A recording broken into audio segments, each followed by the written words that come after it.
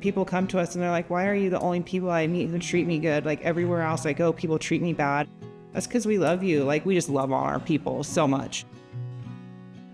My name's Megan. I work on the Hep C outreach team. I'm a Hep C outreach worker. My name's Emily. I'm also on the Hep C team. We're meeting people, testing people, and getting them treatment for Hep C. If you're not comfortable coming in, like we can bring a pharmacist to you. We can do all the testing outside of the clinic. Like you are not required to ever come in to a clinical setting if you don't want to. We really try to show up for them and like get them connected to other services that they may be needing or asking about. Mental health services, primary care services, dental.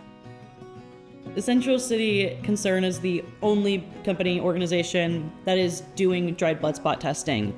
Everywhere else you have to get a blood draw. Having the ability to just with a little finger poke test and literally get everything we need, wrap them up in a cute Band-Aid. They're so relieved, that that's it. A really nice thing about Emily and I, we both had Hep C and we both got treated. So we can kind of be like, hey, let's get this test done. It's not a big deal. We'll get your rapid results back in 10 minutes. If that's positive, we know where to go.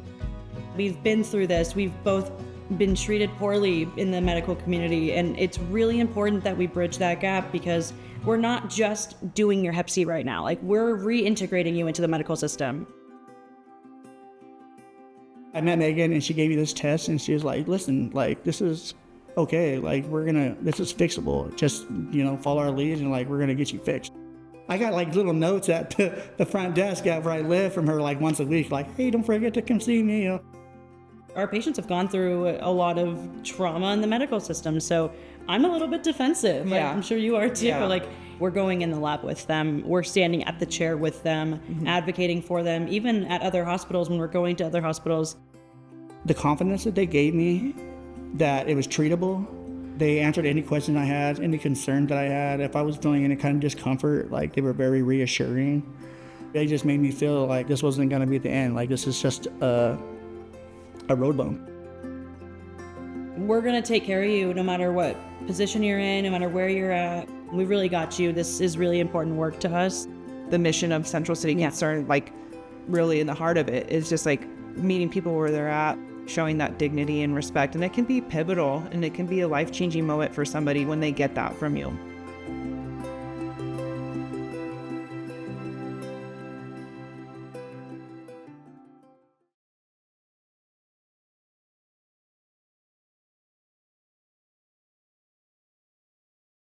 Hey, my name is Emily. I am a Hep C outreach and linkage to care specialist with Central City Concern. My name's Megan, Hep C outreach and linkage to care specialist with Central City Concern. My name is Jocelyn. I also go by Juice, and I'm also a Hep C outreach worker with CCC. I think what I love most about being on this team is, one, the team, of course, but being able to meet people literally out at their campsite and the cliche of meeting them where they're at, like actually doing that. We're in so many locations that I just feel like we're gonna find our people. It's great. Like we have the ability to really like get in and get out there where a lot of folks can't, and reach people that other people just couldn't reach. I always like really pride myself that I can get in just about anywhere. It's transferable skills, and also like going out and meeting someone who's staying in a car on 82nd and Stark and getting them hooked up with their Hep C treatment, like that's pretty special. And yeah, we are literally doing that work of meeting people where they're at. Yeah, I think piggybacking off of what they said, just being able to meet folks where they're at and just making sure that they all get the care that they deserve and need has been really influential, and just honestly, it brings me joy every day that I'm here. Oh. That is true. Well, and that's what makes us successful as a team. Is like we're a small team, but we're everywhere. Yeah. I mean, I look forward to coming to work. Yeah. You know what I mean? A lot of times it's like, yeah, okay, you got to go to your job, but it's like, I'm excited to show up here. We get to show up and be our authentic self. Yes. We don't have to be anybody but who we are, and I think that really like reflects in the way that we interact with and connect with the people that we're working with too.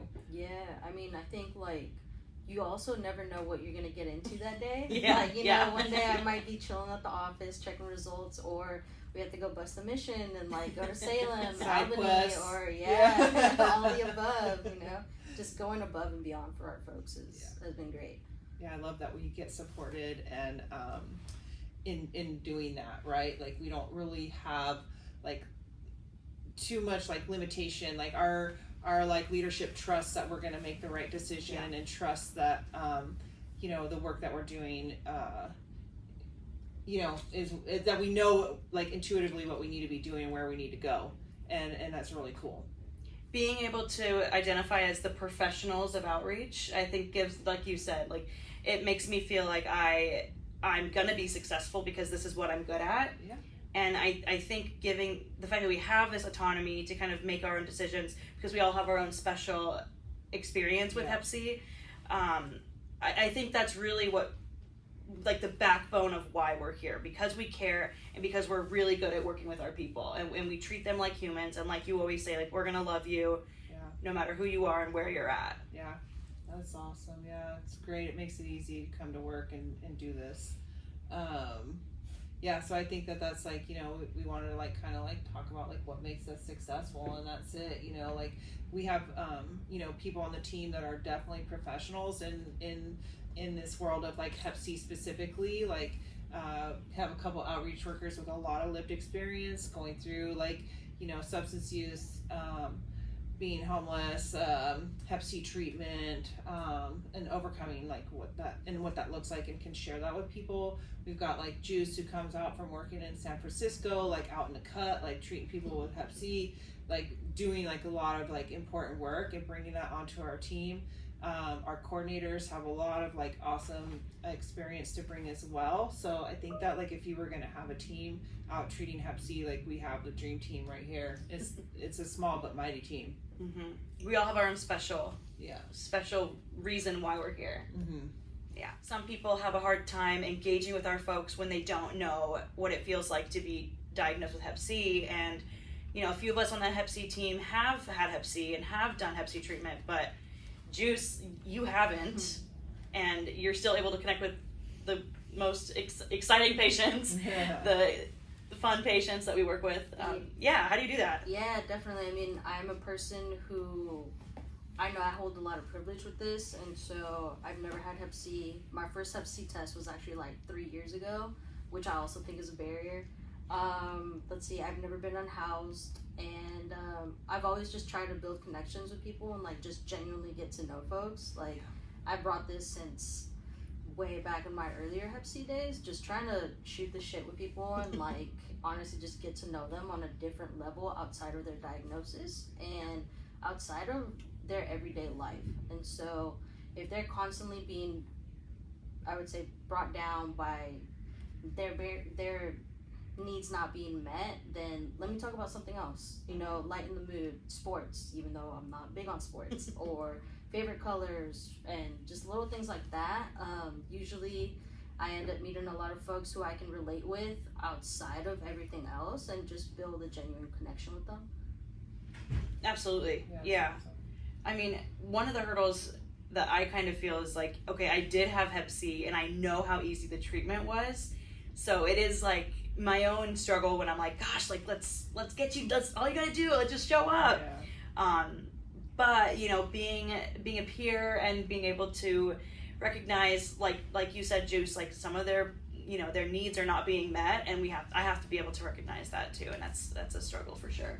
Yeah, it's easy to want to be like, hey, just, you know, here's the meds, do your Hep C treatment, but it's like when you're like, you know, having housing insecurity, food insecurity, like you're, you know, maybe likely struggling with an active, you know, addiction, and you're, you know, don't know if you're going to be well today. Like, you know, these are all things that take priority over like, okay, yeah, your Hep C girls are cool, but like I have a lot of other stuff I'm trying to navigate right now, and like we just try to be like, hey, we're gonna see them in the community, we check in with them, we're like, you know, we try to like get them connected to other resources, you know. But like for me, like that's one of the biggest hurdles is like people see us and they're like, okay, well, you're trying to help me with my Hep C, but like I need housing, I need like money for this, or I need a sleeping bag, or I need a tent, or like Medical shelter. is the last thing on their Yeah, mind. and it's like we don't have that like readily available, and like I feel like every organization is struggling with that because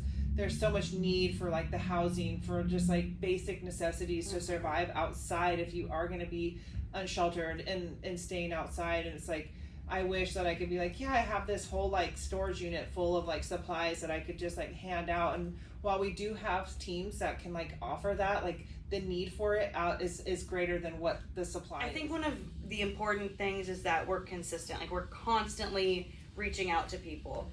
If they start at our detox center and we test them and then we don't have results for a week, we're gonna harass the detox center. Where did they discharge to? And then we're gonna find out what treatment center they're at. We're gonna harass the staff until we get a hold of the patient. And then once we get a hold of the patient, then we're consistently checking in. And despite if they leave the treatment center or not, like we're sending emails, we're sending letters, not really emails actually, but whatever. We will send an email. Yeah, if they have one.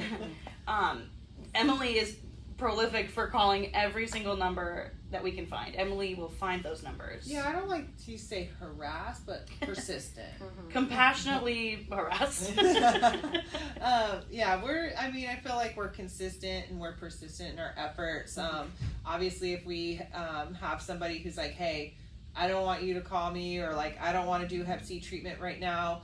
I've had somebody like that recently, and as much as it's like surprising to me sometimes to hear that, like, hey, I don't want to treat my Hep C, and it's like, but that's absolutely their right. And I'll ask like, hey, is it okay if I reach out to you in a couple months and see where you're at, and they're like, usually, yeah, fine. Hit me up in a couple months, see if maybe I'm in a different place in that regard.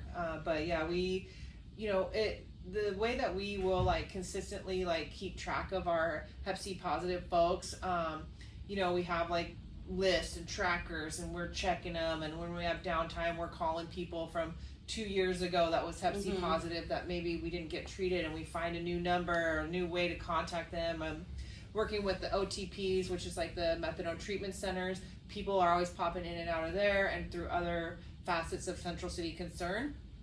And recently like got somebody treated who was like positive from 2 years ago, decided to try the number again. They answered. What? It's like, so. And they wouldn't answer for me, but they answered for you. It just happens like that. And they're like, oh yeah, I actually like, thank you. I've been wanting to do that. So I think that the way that we just continually show up and like, we'll reach out, and like we will have people that we've been tracking for a while that will come through and be like, actually, like I am ready for that, and we get to be there for them. So yeah, that's definitely pretty awesome. I think it's really awesome how like we're always there for our folks, and even if say one of us is on vacay or something like that, like at some point somebody is gonna answer on the team. We're always trying to make efforts to reach out to folks, and we'll look everywhere, high and dry, like just to try to find folks and get them connected to their services that they need.